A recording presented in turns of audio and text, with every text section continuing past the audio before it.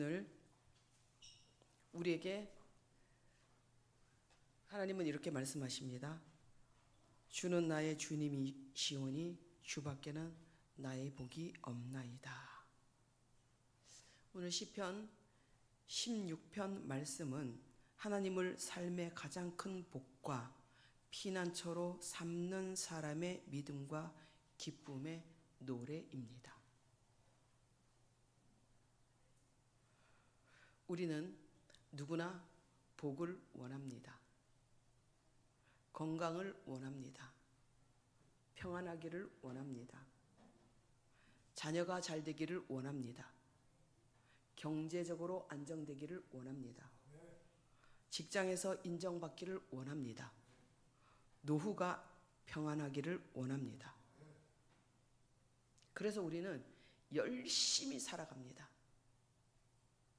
더 벌려고 애쓰고, 더 배우려고 애쓰고, 더 좋은 집을 장만하려고 애쓰고, 더 좋은 자녀를 만들겠다고 애쓰고, 사람들에게 인정받으려고 애씁니다. 그런데 참 이상한 일이 있습니다. 우리가, 저와 여러분이 우리의 과거를 한번 생각해 보세요. 과거를 생각해 보면 우리가 훨씬 많이 가지고 있음에도 만족하지 못하고 평안을 누리지도 못합니다. 가진 것은 많아졌는데 왜 만족은 점점 더 줄어들고 있을까요? 오늘 시편 16편은 바로 그 질문에 대한 하나님의 대답, 그 질문에 대한 하나님의 대답을 우리에게 들려줍니다. 내가 복을 찾는 곳을 다시 보아라. 세상이 말하는 정보에 귀를 기울이고 세 사람들이 말하는 정보의 입술을 바라보며 너희들이 어떻게 평안을 원하느냐?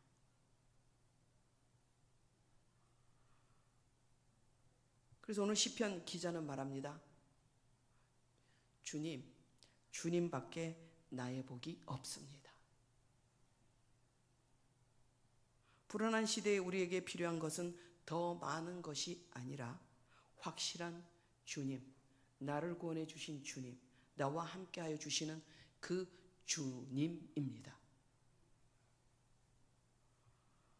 시편 16편의 정확한 시대적인 배경은 우리가 성경에 구체적으로 밝히고 있지 않습니다.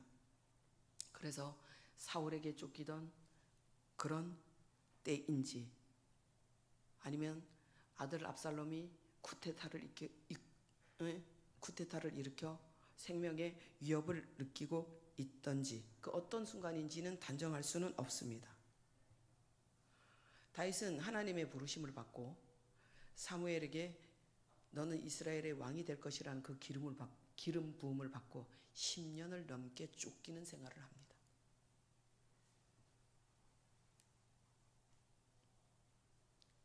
(10년을) 넘게 쫓기는 생활을 하다가 30세에 헤브론에서 7년 동안 그 헤브론이란 그 작은 곳을 다스리다가 30세에 이스라엘 전체의 왕으로 이제 세움을 받게 됩니다. 다윗은 평안하기만 한 상황에서 이 고백을 한 것이 아니라 그 쫓기는 삶에서 항상 위험이 있었고, 두려움이 있었고, 죽음의 위협이 있었고, 경제적인 어려움이 있었습니다. 그가 감기가 걸려서 열이 펄펄 나도 어디 따뜻한 방에서 누울 곳조차 없었어요. 생명의 위협을 느끼고, 경제적인 어려움을 느끼고, 위기의 순간을 맞이하고, 그의 모든 삶에는 위험이 있었습니다. 그리고 미래도 알 수 없는 순간이었습니다. 그런데 다윗은 그 상황에서 하나님께 이렇게 말합니다. 주는 나의 주시오니, 주는 나의 주시오니. 여러분, 이것이 여러분 믿음입니다. 믿음은 나에게 아무 문제가 없다고 말하는 것이 아닙니다. 믿음은 문제가 있어도 내 인생의 주인은 내가 아니라 하나님이십니다. 라고 고백하는 것입니다. 우리는 내 인생을 내가 책임져야 한다고 생각합니다. 내가 해결해야 합니다. 내가 미래를 준비해야 됩니다. 내 자녀를 내가 지켜야 합니다. 내 가정을 내가 책임져야 합니다. 그래서 우리의 삶은 늘 숨이 찹니다. 물론 우리가 해야 할 책임이 있습니다. 여러분, 책임지는 것과 주인이 되는 것은 다릅니다. 우리는 맡은 일은 충성스럽게 책임 있게 감당해야 합니다. 그러나 인생의 주인은 내가 아닙니다. 내 인생의 주인은 하나님이십니다. 내 가정의 주인도 하나님이십니다. 내 자녀의 주인도 하나님이십니다. 내 직장의 주인도 하나님이십니다. 내 기업도 하나님이 주인 되십니다. 내 미래의 주인도 하나님이십니다. 그래서 우리는 이렇게 기도할 수 있습니다. 하나님, 제가 할 일을 하겠습니다. 그러나 결과까지 제가 주인 되지는 않겠습니다. 주님이 나의 주인이심을 믿습니다. 이 고백이 나의 마음에 들어오면, 주님이 나의 주인이십니다. 이 고백이 나의 마음의 자리를 잡으면 놀라운 변화가 일어납니다. 내가 책임지는 것에서 하나님이 주인 되어 주시니 하나님으로 바뀌는 것입니다. 오늘 말씀을 듣는 여러분, 내가에서 하나님으로 바뀌는 그런 놀라운 변화가 일어나시기를 주님의 이름으로 간절히 축원합니다. 내가 모든 것을 통제해야 한다는 부담에서 내려오게 됩니다. 주밖에는 나의 복이 없다는 것은 하나님이 복의 수단이 아니라 하나님 자신이 복이라는 것입니다. 하나님 자체가 복이라는 말씀입니다. 다윗은 말합니다. 주밖에는 나의 복이 없다. 하나님께서 나에게 복을 많이 주셨기 때문에 하나님을 믿겠습니다. 라고 말하는 것이 아닙니다. 하나님이 계시면 나는 복된 사람입니다. 하나님이 계시면, 하나님이 나와 함께 하시면 나는 복된 사람입니다. 우리는 흔히 이렇게 생각합니다. 하나님, 이것만 해주시면 참 좋겠습니다. 이것만 해주시면 행복하겠습니다. 하나님, 우리의 자녀가 잘 되면 행복하겠습니다. 하나님, 병 낫게 해주시면 감사하겠습니다. 하나님, 경제적인 문제가 해결되면 평안하겠습니다. 물론 이런 기도 여러분 할 수 있습니다.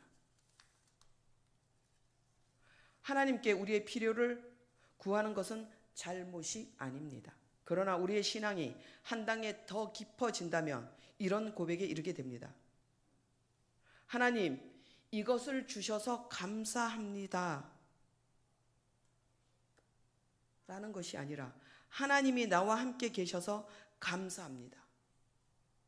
하나님, 이거 해주셔서 너무 감사해요. 그것이 아니라 하나님, 나와 함께 하여 주셔서 감사합니다.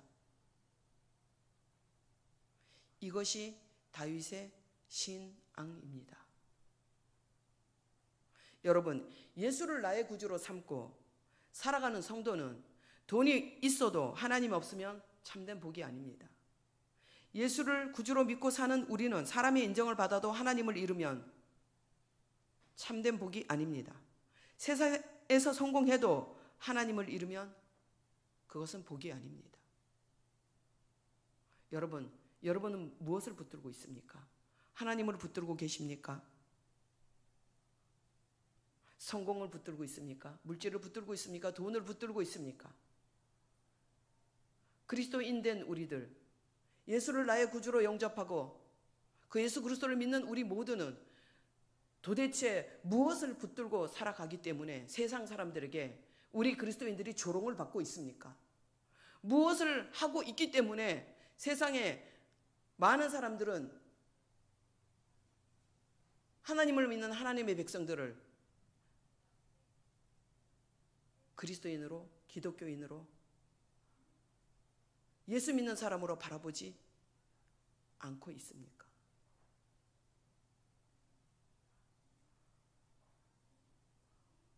예수 그리스도를 믿는 사람들은 세상 사람들과는 분명히 구별돼야 됩니다. 우리는 예수 그리스도를 믿는다고 말하면서도 우리의 삶을 살펴보면 오히려 세상 사람들보다 더 추하고 악한 삶을 살아가고 있는 사람들도 너무나도 많습니다.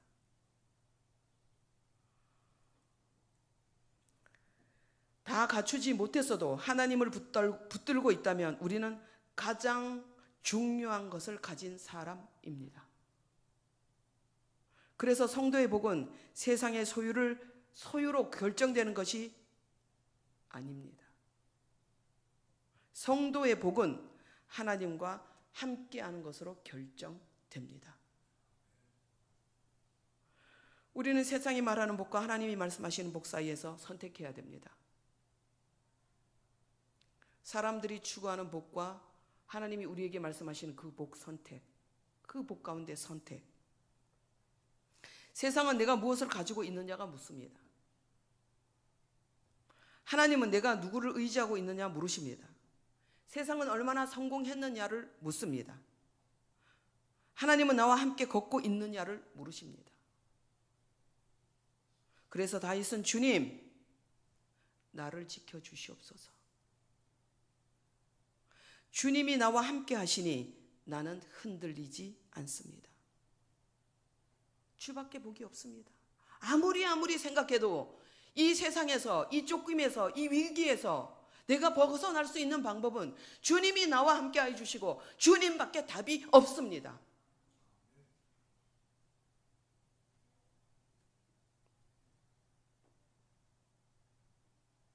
그러므로 우리는 세상에 주밖에 복이 없습니다. 우리는 세상에 이렇게 고백해야 합니다. 우리는 이렇게 고백할 수 있는 사람이 되어야 합니다. 주님, 세상의 것들을 장만하고 누리고 살아가게 해주셔서 행복한 것이 아니라 주님 때문에 행복합니다. 주님이 함께 해주셔서 행복합니다. 주님이 함께 해주셔서 감사합니다. 혼돈의 시대를 살아가고 있는 우리, 혼돈의 시대의 믿음은 하나님을 내 삶의 중심에 모시는 것입니다. 다윗은 하나님을 항상 자기 앞에 모셨다고 시편 16편 8절 말씀에 말씀하고 있습니다. 우리가 시편 16편 8절 말씀을 우리가 다 같이 한번 읽습니다.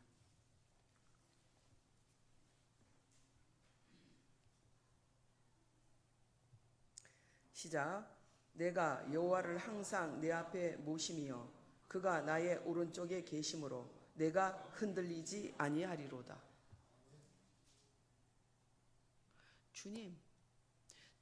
주님을 항상 나는 주님과 동행함으로 나는 흔들리지 않습니다. 다윗에게 하나님은 예배 드릴 때만 필요한 분이 아니었습니다. 기도할 때만 필요한 분도 아니었습니다. 위기가 왔을 때만 찾는 분도 아니었습니다. 삶의 모든 순간에 함께 하시는 분이었습니다. 오늘 우리의 신앙도 다윗과 같아야 합니다. 주일에는 하나님을 믿는데 월요일에는 내가 주인이 되어서는 안 됩니다. 주일에는 하나님을 믿어요. 오늘 말씀을 들으면서 여러분 다 아멘하고 하나님을 믿어요. 그런데 월요일에는 내가 주인이 됩니다. 교회에서는 말씀대로 살겠다고 하는데 직장에서는 하나님의 말씀을 팽개치고 세상의 방식을 누구보다도 앞장서서 고집 부리면서 살아갑니다. 예배에서는 하나님을 높입니다. 그러나 가정에서는 내 자존심만 높입니다. 기도할 때는 하나님께 맡긴다고 하면서 기도를 마치고 나서는 다시 내가 모든 것을 붙들려고 해서는 안 됩니다, 여러분. 신앙은 주일 1시간의 종교 행위가 아니라 월요일부터 토요일까지 우리의 삶을 하나님께 드리는 것입니다.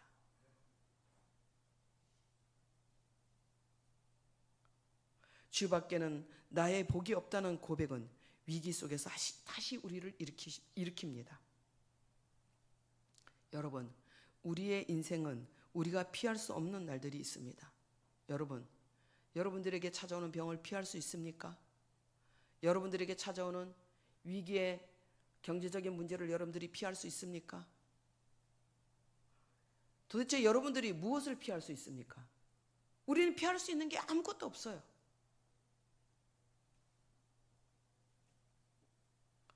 건강의 문제, 경제적인 문제, 자녀들과의 문제, 사랑하는 사람과의 관계의 문제, 열심히 기도했는데 상황이 당장 달라지지 않을 때도 여러분 있습니다. 그때 우리는 무엇을 붙들어야 합니까? 오늘 말씀은 우리에게 이렇게 말합니다. 주님을 붙들어라. 주님을 붙드시기를 바랍니다. 사람은 변하여도 하나님은 변하지 않습니다. 사람은 떠나도 하나님은 떠나지 않으십니다. 내 계획이 무너져도 하나님은 나를 향한 그 계획을 무너뜨리지 않습니다. 내 능력이 끝나는 자리에서도 하나님의 능력은 끝나지 않습니다. 그래서 우리는 고난 가운데서도 이렇게 고백할 수 있습니다. 주님, 지금 이해가 되지 않습니다. 주님, 지금은 이해되지 않습니다. 왜 이런 일이 일어났는지 모르겠습니다. 그러나 한 가지는 압니다. 주님이 나의 주인이십니다. 주님이 우리 가정의 주인이십니다. 주님이 내 인생의 주인이십니다. 주님이 내 자녀의 주인이십니다.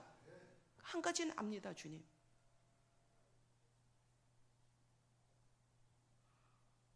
그리고 주님이 나의 복이십니다. 그러므로 나는 주님을 놓지 않겠습니다. 주님이 나를 이끌어 주실 것을 기대합니다. 이것이 믿음입니다. 그리고 이제 우리는 이 고백이 우리의 고백으로 여러분 만들어야 합니다. 사랑하는 성도 여러분, 오늘 말씀을 들으면서 우리 자신에게 질문해 보아야 합니다. 한번 질문해 보아야 합니다.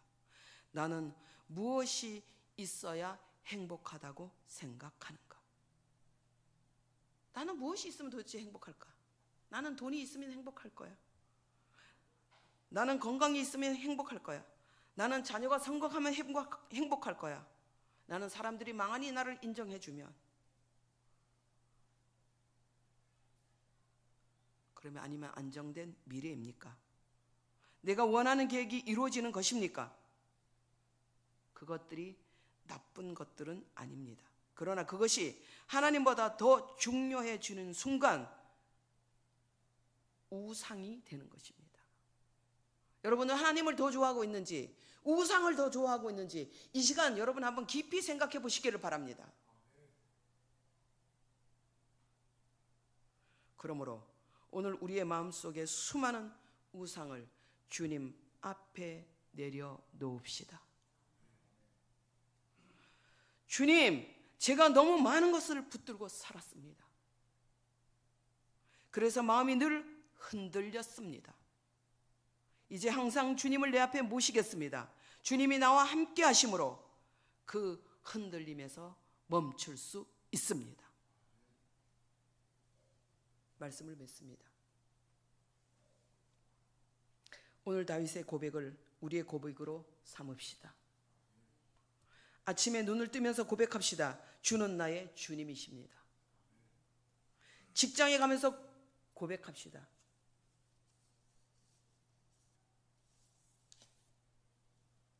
주밖에 복이 없나이다. 이 불안한 시대를 살아가면서 우리가 이 불안한 시대에 우리의 고백이 주밖에 나의 복이 없습니다. 이 고백이 예배가 되고 우리의 가정이 되고 우리의 직장이 되고 우리의 자녀의 교육이 되고 우리의 노년이 되고 우리의 마지막 순간까지 함께하는 믿음의 고백이 되시기를 주님의 이름으로 간절히 축원합니다.